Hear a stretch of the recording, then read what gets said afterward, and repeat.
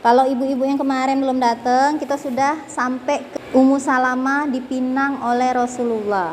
Ketika Abu Salamah itu meninggal, diberikan oleh Allah pengganti yang lebih baik dari Abu Salamah, yaitu Rasulullah. Walaupun sebelum Rasulullah itu yang meminang itu ada Abu Bakar, ada Umar, tetapi ditolaknya. Salamah ini termasuk wanita pilihan yang cerdas. Dalam riwayat Zainab binti Abu Salamah, jadi anaknya sudah besar, kemudian dia mengatakan bahwa ini ada kisah Ummu Salamah dengan Rasulullah. Dia mengatakan bahwa Ummu Salamah berkata, aku pernah haid ketika sedang satu selimut dengan Rasulullah. Maka aku segera keluar dari selimut dan memakai baju haidku. Melihat hal itu, Rasulullah bertanya, apakah engkau mendapat haid? Aku menjawab, benar. Rasulullah memanggilku dan kembali menyelimutiku bersamanya. Jadi ketika kita haid itu berdua dengan suami itu tidak apa-apa kecuali berhubungan badan. Jadi wanita haid itu tidak najis.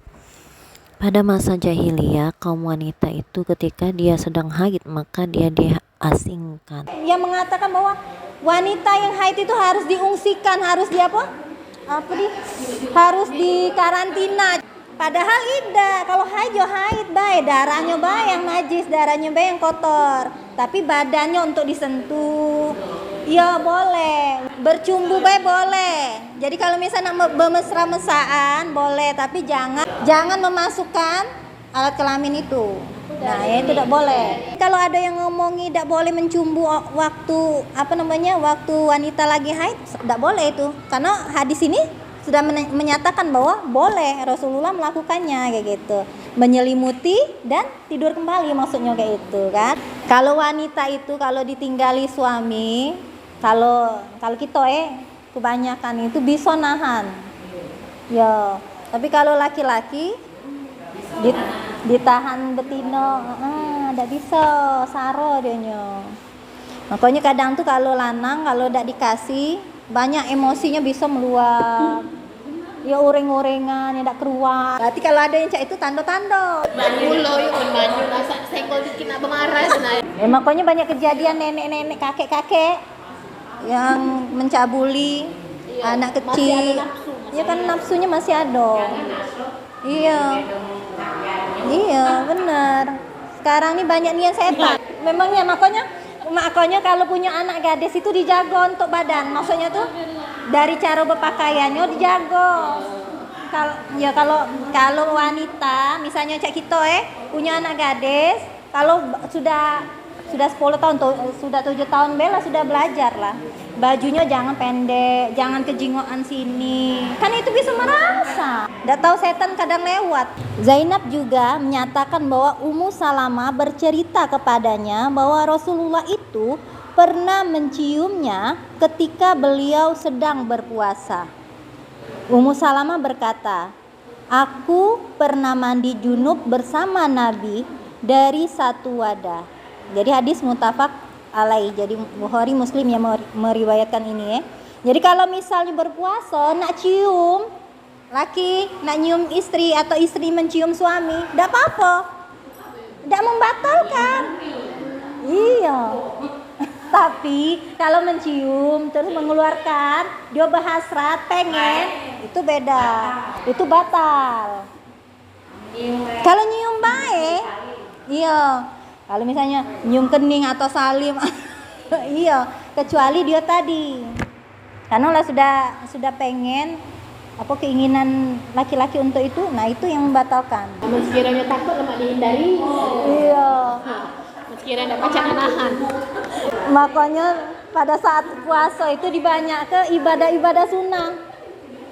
Karena untuk menjauhkan, apalagi kayak yang punya hasrat libido yang tinggi kan untuk membentengi dari keinginan itu, laki-laki itu banyak ke sholat, banyak ke ngaji kalau waktu puasa. Jangan sampai kayak dia melakukan di bulan puasa akhirnya membayar kafarat. Az-Zuhri menceritakan bahwa Umar pernah berkata, jadi Umar ini pernah mengatakan bahwa kenapa yang perjanjian Hudaibiyah yang kemarin bahwa kenapa Rasulullah mau menerima perjanjian damai dengan orang Yahudi kayak gitu.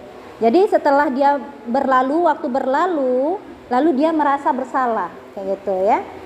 Nah, setelah selesai menandatangani perjanjian damai dengan orang musyrik tadi, Rasulullah berkata kepada para sahabatnya, bersiap-siaplah, sembelihlah hewan kurban kalian dan cukurlah rambut kalian. Demi Allah, saat itu tidak ada satupun dari para sahabat yang berdiri melaksanakan perintah beliau, padahal beliau mengulangi sebanyak 3 kali. Nah, ketika melihat para sahabat itu tidak mendengarkan perintah Rasulullah, maka Rasulullah masuk ke kemah menemui Ummu Salamah.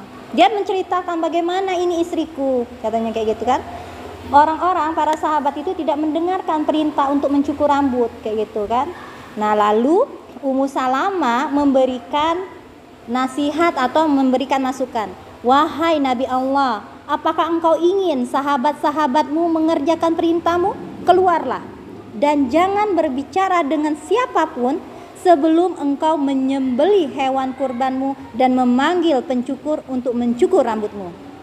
Nah, jadi tegas ya Ummu Salamah. Nggak usah nak dengeri wong-wong, sudah laksanakan apa yang diperintahkan oleh Allah itu.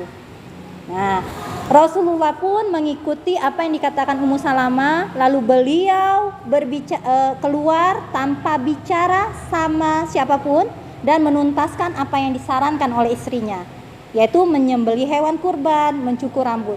Ketika melihat Rasulullah mencukur rambut dan menyembelih hewan kurban, maka barulah orang-orang tadi, para sahabat, mengikuti apa yang dilakukan oleh Rasulullah.